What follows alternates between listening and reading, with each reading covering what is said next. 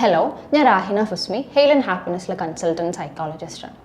നമ്മളിപ്പം ഒരുപാട് സൈക്കോളജിസ്റ്റുകളും സൈക്കോളജി ഫീൽഡിലുള്ള ഒരുപാട് ആളുകളുടെ ഇടയിലോട്ട് ഇറങ്ങി ഇങ്ങനെയുള്ള മാനസികാരോഗ്യപരമായിട്ടുള്ള പ്രശ്നങ്ങൾ ഉണ്ടാവാം, ഇത്തരത്തിലുള്ള ട്രീറ്റ്മെൻറ്റ് നമ്മൾ എടുക്കണം എന്നുള്ള ഒരു സൈക്കോളജിക്കൽ അവയർനെസ് ഒരുപാട് കാലങ്ങളായിട്ട് കൊടുത്തതുകൊണ്ട് തന്നെ നമ്മളുടെ ആളുകളിൽ സാരമായിട്ടുള്ള മാറ്റം നമുക്ക് കാണാനുണ്ട്. അതായത് ഒരു സൈക്കോളജിക്കൽ ഡിസോർഡേഴ്സിനെ അവർ നോക്കിക്കാണുന്ന രീതിയിൽ മാറ്റം ഉണ്ടായിട്ടുണ്ട്. നമ്മൾ ട്രീറ്റ്മെൻറ്റ് എടുക്കുന്നത് വലിയ പ്രശ്നമൊന്നുമില്ല എന്നുള്ള രീതിയിലൊക്കെ ആളുകൾ മാറി ചിന്തിക്കാൻ തുടങ്ങിയിട്ടുണ്ട്. അതിൽ ഏറ്റവും വലിയ എക്സാമ്പിളാണ് ഇപ്പം നമ്മൾ നോക്കുകയാണെന്നുണ്ടെങ്കിൽ ഡിപ്രഷൻ. ഇപ്പം ഒരുപാട് ആളുകളിൽ ഈ അടുത്ത കാലഘട്ടങ്ങളിലായിട്ട് ഡിപ്രഷൻ്റെ അളവ് വളരെ കൂടുതലായതുകൊണ്ട് തന്നെ മുന്നേയൊക്കെ ആണെന്നുണ്ടെങ്കിൽ ഇത് എന്തോ ഒരു പ്രശ്നമാണ്, ഇതിന് നമ്മൾ ട്രീറ്റ്മെൻറ്റ് എടുക്കാൻ പാടില്ല എന്നുള്ള രീതിയിലായിരുന്നു. പക്ഷേ ഇപ്പം കൃത്യമായിട്ട് ഞാൻ ഈ അവസ്ഥയിലൂടെ കടന്നു പോകുന്നുണ്ട്, അപ്പോൾ എനിക്കൊരു ഹെൽപ്പ് വേണം, ഞാനൊരു തെറാപ്പി എടുക്കണം, അല്ലെങ്കിൽ എൻ്റെ കൂടെയുള്ള ഒരു വ്യക്തിക്ക് ഇങ്ങനെ ഒരു ബുദ്ധിമുട്ട് കാണുന്നുണ്ട്, അപ്പോൾ ഇയാൾക്കൊരു സൈക്കോളജിസ്റ്റിന് അസിസ്റ്റൻസ് കൊടുത്തു കഴിഞ്ഞാൽ അയാൾക്ക് ബെറ്റർ ആവാൻ പറ്റും എന്നുള്ള ഒരു ചിന്തകളിലൊക്കെ മാറ്റം ആളുകളിൽ വന്ന് തുടങ്ങിയിട്ടുണ്ട്. പക്ഷേ നമ്മൾ നോക്കുന്ന സമയത്ത് ഡിപ്രഷനിൽ പല രീതിയിലുള്ള ഡിപ്രഷൻസ് കാണിക്കാറുണ്ട്. അപ്പോൾ അതിൽ പ്രധാനപ്പെട്ട ഒന്നാണ് പ്രസവം കഴിഞ്ഞിട്ട് സ്ത്രീകളിൽ ഉണ്ടാകുന്ന പോസ്റ്റ് പാർട്ടം ഡിപ്രഷൻ എന്ന് പറയും. പക്ഷേ ഇതിൽ കൃത്യമായിട്ടുള്ള ഒരു അവയർനെസ് ആളുകളിൽ ഇപ്പോഴും എത്തിയിട്ടില്ല എന്നുള്ളതാണ്. നമ്മൾ നോക്കുകയാണെന്നുണ്ടെങ്കിൽ നമ്മളുടെ നാടുകളിൽ ഒരുപാട് സ്ത്രീകളിൽ ഈ പ്രശ്നങ്ങൾ കാണാറുണ്ട്. പക്ഷെ അത് പലപ്പോഴും കറക്റ്റായിട്ട് അഡ്രസ്സ് ചെയ്യപ്പെടാത്തതുകൊണ്ട് അവർക്കും മനസ്സിലാവുന്നില്ല അവർ ഏത് അവസ്ഥയിലൂടെ കടന്നു പോകുന്നത് എന്നുള്ളതും.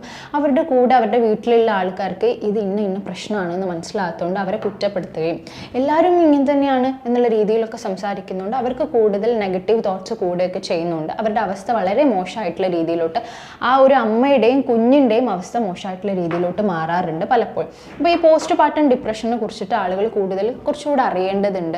ഇതിന് ട്രീറ്റ്മെൻറ്റ് നമ്മൾ കൊടുക്കണം, അല്ലെങ്കിൽ വീട്ടിൽ നിന്ന് കറക്റ്റായിട്ടുള്ള ഒരു സപ്പോർട്ട് കൊടുക്കണം എന്നുള്ള ഒരു ഐഡിയ ആളുകളിലോട്ട് കുറച്ചുകൂടെ എത്താനുണ്ട് എന്നുള്ളത് തന്നെയാണ്. ഇപ്പോൾ ഈ അടുത്ത് നമ്മൾ പോസ്റ്റ് പാർട്ടം ഡിപ്രഷനെ കുറിച്ചിട്ടൊരു ഡിസ്കഷനൊക്കെ വെച്ച സമയത്ത് നമ്മൾ നോക്കുമ്പം അതിൽ ജോയിൻ ചെയ്തിട്ടുള്ള ഒട്ടുമിക്ക ആൾക്കാർക്കും ഇത്തരത്തിലുള്ള എക്സ്പീരിയൻസ് ഉണ്ടായിരുന്നു. ഒരാൾ ആ എക്സ്പീരിയൻസ് ഷെയർ ചെയ്യാൻ തുടങ്ങിയ സമയത്ത് എല്ലാ ആൾക്കാരും അവരുടെ എക്സ്പീരിയൻസ് ഷെയർ ചെയ്തു. കാരണം എനിക്കുണ്ടായിട്ടുള്ള ഒരു അവസ്ഥ അവർക്ക് ഉണ്ട് എന്ന് മനസ്സിലായ സമയത്ത് അവരെല്ലാവരും വളരെ ഓപ്പൺ ആയിട്ട് തുറന്ന് പറഞ്ഞിട്ടുണ്ടായിരുന്നു. ഈവൻ ഹസ്ബൻഡ്മാർ, ആ ഒരു സെഷനിൽ ഉണ്ടായിട്ടുണ്ടായിരുന്ന ഹസ്ബൻഡ്മാർ പോലും പറഞ്ഞു എൻ്റെ വൈഫിന് ഇങ്ങനെയൊക്കെ അവസ്ഥ ഉണ്ടായിട്ടുണ്ടായിരുന്നു എന്നുള്ളത്. അപ്പോൾ നമ്മൾ നോക്കുമ്പം വളരെ ഒരുപാട് ആളുകളിൽ ഇപ്പോൾ കാണുന്ന ഒരു അവസ്ഥയാണ് ഈ പറഞ്ഞ പോസ്റ്റ് പാർട്ടം ഡിപ്രഷൻ എന്നുള്ളത്. നമ്മൾ നോക്കുന്ന സമയത്ത് ഒരു ഫാമിലിയിലോട്ട് വരിക എന്നൊക്കെ പറയുന്നത് വളരെ സന്തോഷമുള്ള ഒരു കാര്യമാണ്.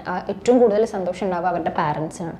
പക്ഷെ നമ്മൾ നോക്കുമ്പോൾ ഈ അമ്മയ്ക്ക് ആ ഒരു ഡെലിവറി കഴിഞ്ഞതിന് ശേഷം പ്രത്യേകിച്ച് സന്തോഷങ്ങളൊന്നും തോന്നുന്നില്ല. ചുറ്റിലും ഒരുപാട് നല്ല കാര്യങ്ങൾ നടക്കുന്നുണ്ട്, അവർ ഏറ്റവും ആഗ്രഹിച്ച രീതിയിൽ കാര്യങ്ങൾ നടക്കുന്നുണ്ടെങ്കിൽ പോലും അവർക്കൊരു സന്തോഷം തോന്നുന്നില്ല, ഭക്ഷണം കഴിക്കാൻ തോന്നുന്നില്ല, മര്യാദയ്ക്ക് ഉറങ്ങാൻ പറ്റുന്നില്ല. അതൊരു വലിയൊരു അവസ്ഥയിലോട്ട് എത്തുന്ന സമയത്ത് കുഞ്ഞിനോട് ഭയങ്കര ദേഷ്യം വരിക, കുട്ടിയുടെ കരച്ചിൽ കേൾക്കുമ്പോൾ ഭയങ്കര ദേഷ്യം വരിക. അതൊരു എക്സ്ട്രീം എൻഡ് ആവുന്ന സമയത്ത് കുഞ്ഞിനെ കൊല്ലാനുള്ള ഒരു ടെൻഡൻസി വരെ ആളുകളിൽ ഉണ്ടാവാറുണ്ട്. അതേപോലെ അമ്മയ്ക്ക് ഒരു ആത്മഹത്യാ പ്രവണത, അതായത് സൂയിസൈഡൽ ടെൻഡൻസീസ് വരെ കാണിക്കാറുണ്ട് എന്നുള്ളതാണ്. ഇപ്പം നമ്മൾ നോക്കുന്ന സമയത്ത് നോർമലി ഒരു ഡിപ്രഷൻ ഉണ്ടാകുന്നതിലുള്ള മേജർ ആയിട്ടുള്ള എല്ലാ സിംറ്റംസും ഇവർക്ക് കാണിക്കും. ഈ പറഞ്ഞ പോലെ ഭയങ്കര അവർക്ക് അവരിൽ തന്നെ ഒരു വിശ്വാസമില്ലായ്മയും, ഒരുപാട് നെഗറ്റീവ് ഓട്ടോമാറ്റിക് തോട്ട്സ്, ഒരുപാട് ഞാൻ ഭയങ്കര ഒറ്റയ്ക്കാണ്, എനിക്ക് ആരുമില്ല എന്നുള്ള തോന്നലുകൾ ഉണ്ടാകും, അല്ലെങ്കിൽ എന്നെക്കൊണ്ടൊന്നും പറ്റുന്നില്ല എന്നുള്ള തോന്നലുകൾ. പിന്നെ ഒരുപാട് എന്തെങ്കിലും പണ്ടത്തെ കാര്യങ്ങളൊക്കെ ആലോചിച്ച് ഒരുപാട് ഒരു ഗിൽറ്റി ഫീൽ, ഒരു കുറ്റബോധം തോന്നുക, ഭയങ്കര ഒരു ലൈഫിൽ ഒരു പ്രതീക്ഷ ഇല്ലാത്തൊരവസ്ഥ, അങ്ങനെ വളരെ മോശമായിട്ടുള്ള ഒരുപാട് ചിന്തകളും കാര്യങ്ങളും ഒക്കെ ഒരു രീതിയിലും പ്രതീക്ഷ ലൈഫിനോട് തോന്നാത്തൊരവസ്ഥയൊക്കെ ഉണ്ടാകും. അപ്പോൾ ഇത് ഒരു പ്രസവം കഴിഞ്ഞിട്ടുള്ള സമയത്താണ് ഇത് ഉണ്ടാവുക എന്നുണ്ടെങ്കിൽ അത് അമ്മയുടെ ആരോഗ്യത്തിനെയും ആ കുഞ്ഞിൻ്റെ ആരോഗ്യത്തിനെയും ഒക്കെ സാരമായിട്ട് ബാധിക്കും. അപ്പോൾ നമ്മൾ പുറത്തുനിന്ന് ഒരാൾ ഇതിനെക്കുറിച്ചൊരു അവയർനെസ് ഇല്ലാത്ത ഒരാൾ നോക്കുന്ന സമയത്ത് ഇതെന്തോ ഒരു സ്ത്രീയാണ്, ഇവരെ കുട്ടിയെ നോക്കുന്നില്ലല്ലോ, കുട്ടിക്ക് പാല് കൊടുക്കുന്നില്ലല്ലോ, കുട്ടിയോടൊന്ന് സ്നേഹത്തിൽ സംസാരിക്കാൻ അവർ റെഡി ആവുന്നില്ലല്ലോ എന്നുള്ള രീതിയിലായിരിക്കും അവർ കാണുന്നുണ്ടാവുക. പക്ഷേ യഥാർത്ഥത്തിൽ ഇവർ കടന്നു പോകുന്ന അവസ്ഥ ഇതാണ്. അവർക്ക് ആഗ്രഹം ഇല്ലാഞ്ഞിട്ടല്ല, അവർക്ക് കുട്ടിയെ സ്നേഹിക്കണം എന്ന് ആഗ്രഹം ഇല്ലാഞ്ഞിട്ടല്ല, അവർക്ക് സന്തോഷിക്കണം എന്ന് ആഗ്രഹം ഇല്ലാഞ്ഞിട്ടല്ല, നന്നായിട്ട് ഉറങ്ങണം എന്ന് ആഗ്രഹം ഇല്ലാഞ്ഞിട്ടില്ല, പക്ഷെ അവർക്ക് കഴിയുന്നില്ല എന്നുള്ളതാണ്. അപ്പോൾ ഇതിൻ്റെ നമ്മൾ കൂടെയുള്ള ആൾക്കാർ കൂടെ ഭയങ്കരമായിട്ട് കുറ്റപ്പെടുത്താണ്. ഇപ്പോൾ ഞങ്ങൾ 5ഉം 6ഉം പ്രസവിച്ചിട്ടുണ്ട്, നിങ്ങൾക്ക് മാത്രം എന്താണ് ഇങ്ങനെ, ഇത്തരത്തിലുള്ള കാര്യങ്ങൾ ചോദിക്കുമ്പോൾ അവർ മോശപ്പെട്ട അവസ്ഥയിലൂടെ കടന്നു പോകും. എസ്പെഷ്യലി ഇപ്പോൾ പാർട്ട്നേഴ്സ് ഉണ്ട്, അതായത് ഇപ്പം ഹസ്ബൻഡിൻ്റെ സൈഡിൽ നിന്ന് കറക്റ്റായിട്ടുള്ള സപ്പോർട്ടും കാര്യങ്ങളും കിട്ടുന്നില്ല എന്നുണ്ടെങ്കിൽ ഈ അവസ്ഥ വളരെ മോശപ്പെട്ട ഒരു രീതിയിലോട്ട് പോകാറാണ് പലപ്പോഴും ഉണ്ടാവാറുള്ളത്. അപ്പം ഒരു ഡെലിവറി കഴിഞ്ഞതിന് ശേഷം സ്ത്രീകളിൽ ഇത്തരത്തിൽ ഇപ്പം നമ്മൾ നോക്കുകയാണെങ്കിൽ എന്തായാലും അവർക്ക് ഹോർമോണൽ ഇംബാലൻസ്, അതായത് ഒരു ഹോർമോൺ പെട്ടെന്ന് കൂടുകയും കുറയുകയും ഒക്കെ ചെയ്യുന്ന അവസ്ഥയിലൂടെയാണ് അവരിപ്പോൾ കടന്നു പോയിട്ടുണ്ടാവുക. അപ്പോൾ അതിൻ്റേതായിട്ടുള്ള ബുദ്ധിമുട്ടുകൾ ഉണ്ടാവും അവർക്ക് ഇതിൽ, നമ്മൾ ഇതിൻ്റെ ഒരു ഫിസിയോളജിക്കൽ സൈഡ് നോക്കുന്ന സമയത്ത്. അപ്പോൾ കൃത്യമായിട്ട് ഇവർക്കൊരു സപ്പോർട്ട് കിട്ടിയിട്ടില്ല എന്നുണ്ടെങ്കിൽ അവർക്ക് ഈ അവസ്ഥയിൽ നിന്ന് പുറത്തു വരാൻ പറ്റില്ല എന്നുള്ളത്. ഇപ്പോൾ നമ്മൾ പോസ്റ്റ്മോർട്ടം ഡിപ്രഷൻ കറക്റ്റ് ടൈമിൽ ഇവർക്ക് ട്രീറ്റ്മെൻറ്റ് കൊടുത്തില്ല, കറക്റ്റായിട്ട് ഹെൽപ്പ് കൊടുത്തിട്ടില്ല എന്നുണ്ടെങ്കിൽ ഇതൊരു സൈക്കോട്ടിക് സ്റ്റേജിലോട്ടൊക്കെ പലപ്പോഴും മാറാറുണ്ട് എന്നുള്ളതാണ്.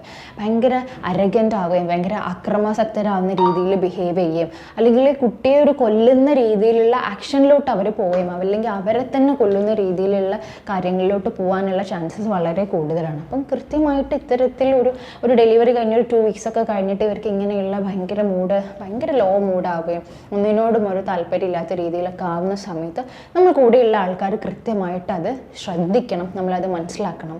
ഇവർക്കൊരു തെറാപ്പി ആവശ്യമുണ്ടെങ്കിൽ അത് അവർക്ക് എത്രയും പെട്ടെന്ന് എത്തിച്ചു കൊടുക്കാനുള്ള കാര്യങ്ങൾ ചെയ്യാന്നുള്ളതായിരിക്കും നമ്മൾ കൂടെയുള്ള ആൾക്കാർക്ക് ചെയ്യാൻ പറ്റുന്ന ഏറ്റവും വലിയ കാര്യം എന്നുള്ളതാണ്. അതല്ലാന്നുണ്ടെങ്കിൽ ആ ഒരു അമ്മയുടെ ആരോഗ്യം, ആ കുട്ടിയുടെ ആരോഗ്യം, അവർ തമ്മിലുള്ള ബന്ധങ്ങളിലൊക്കെ ഒരുപാട് പ്രശ്നങ്ങൾ ഉണ്ടാവാനുള്ള സാധ്യതകൾ വളരെ കൂടുതലാണ്. പിന്നെ ഇവരിൽ കാണുന്ന ഏറ്റവും വലിയൊരു പ്രശ്നമാണ് ഇവർക്ക് ഭയങ്കര ദേഷ്യമായിരിക്കും. അതായത് കുട്ടിയോട് ദേഷ്യമായിരിക്കും, കൂടെയുള്ള ആൾക്കാരോട് ദേഷ്യമായിരിക്കും. ഏറ്റവും കൂടുതലായിട്ട് നമ്മൾ ഹസ്ബൻഡിൻ്റെ അടുത്ത് ഭയങ്കര ദേഷ്യം കാണിക്കും.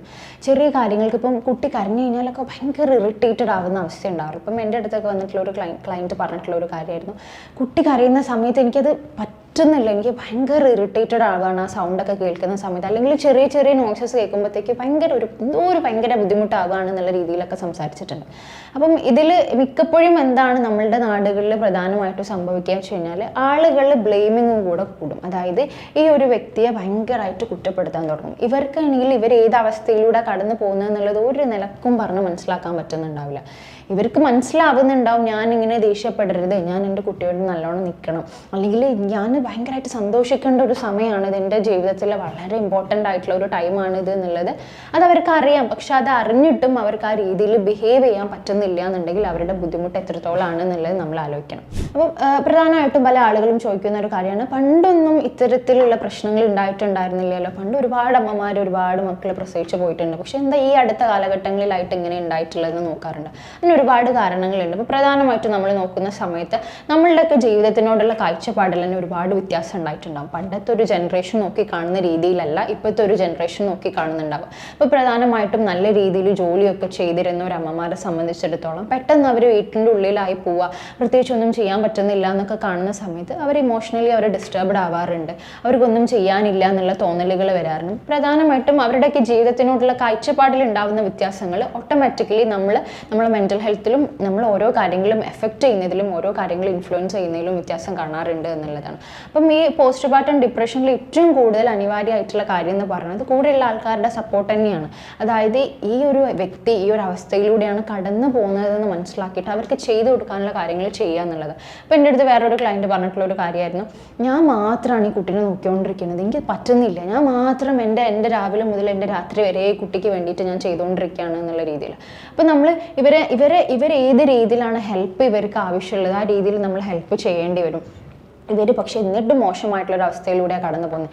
എല്ലാ സൗകര്യങ്ങളും ഉണ്ട്, എല്ലാ സന്തോഷങ്ങളും ഉണ്ട്, എല്ലാം നോർമലാണ്, കൂടെയുള്ള ആൾക്കാരൊക്കെ സപ്പോർട്ട് ചെയ്യുന്നത്. പക്ഷേ എന്നാൽ കൂടിയിട്ടും ചില ആളുകളിൽ ഈ പറഞ്ഞ പോലെ ഒരുപാട് നെഗറ്റീവ് ഓട്ടോമാറ്റിക് തോട്ട്സ് വരാറുണ്ട്. കുട്ടിയോട് ദേഷ്യം തോന്നാറുണ്ട്, കൂടെയുള്ളവരോട് ദേഷ്യം തോന്നാറുണ്ട്, തന്നോട് തന്നെ ദേഷ്യം തോന്നാറുണ്ട്. അപ്പോൾ ആ സമയത്തൊക്കെ നമ്മൾ ഇവർക്ക് കൃത്യമായിട്ടുള്ള തെറാപ്പി പ്രൊവൈഡ് ചെയ്യുക എന്നുള്ളത് വളരെ ഇമ്പോർട്ടൻ്റ് ആയിട്ടുള്ള കാര്യമാണ്. അല്ലെങ്കിൽ ഞാൻ നേരത്തെ പറഞ്ഞില്ല, അത് വേറൊരു സ്റ്റേജിലോട്ട് പോയി കഴിഞ്ഞ് കഴിഞ്ഞാൽ അത് വല്ലാത്ത ബുദ്ധിമുട്ടായിരിക്കും. അപ്പോൾ നമ്മളൊക്കെ പലപ്പോഴും പല രീതിയിലുള്ള ന്യൂസുകളൊക്കെ കേൾക്കാറുണ്ട്. ജനിച്ച ഉടനെ കുറച്ച് കഴിഞ്ഞ ശേഷം അമ്മ കുഞ്ഞിനെ കൊന്നു എന്ന് കേൾക്കാറുണ്ട്, അല്ലെങ്കിൽ കൊല്ലാൻ ശ്രമിച്ചു എന്ന് കേൾക്കാറുണ്ട്, അല്ലെങ്കിൽ പ്രസവം കഴിഞ്ഞ് കുറച്ച് കഴിഞ്ഞിട്ട് സൂയിസൈഡ് ചെയ്ത ഒരു അമ്മ പ്രത്യേകിച്ച് കാരണങ്ങളൊന്നുമില്ല എന്നുള്ള രീതിയിലൊക്കെ കേൾക്കാറുണ്ട്. അപ്പോൾ അത് എല്ലാം ഈ റീസൺ ആണെന്നല്ല, പക്ഷെ പലപ്പോഴും അതിൻ്റെയൊക്കെ പിറകിൽ ഈ ഒരു പോസ്റ്റ്മോർട്ടം ഡിപ്രഷൻ എന്നുള്ള റീസൺസ് ഉണ്ടാവാറുണ്ട്. അപ്പോൾ നമ്മളുടെയൊക്കെ അമ്മമാർ ആ ഒരു രീതിയിലുള്ള അവസ്ഥയിലൂടെ, മോശപ്പെട്ട അവസ്ഥയിലൂടെ കടന്നു പോകാണ്ടിരിക്കാൻ വേണ്ടിയിട്ട് നമ്മൾ കൂടെയുള്ളവർ കൃത്യമായിട്ടുള്ള സപ്പോർട്ട് കൊടുക്കണം. ഇനി അതൊരു സൈക്കോളജിക്കൽ അസിസ്റ്റൻസ് ആവശ്യമുള്ള ഒരു ഘട്ടത്തിലോട്ട് എത്തിയിട്ടുണ്ട് എന്നുണ്ടെങ്കിൽ അത് എത്രയും പെട്ടെന്ന് അവർക്ക് ആവശ്യമുള്ള സൈക്കോ തെറാപ്പീസ് പ്രൊവൈഡ് ചെയ്യാനുള്ള സിറ്റുവേഷൻസ് നമ്മൾ ഉണ്ടാക്കി കൊടുക്കുക എന്നുള്ളത് തന്നെയാണ്.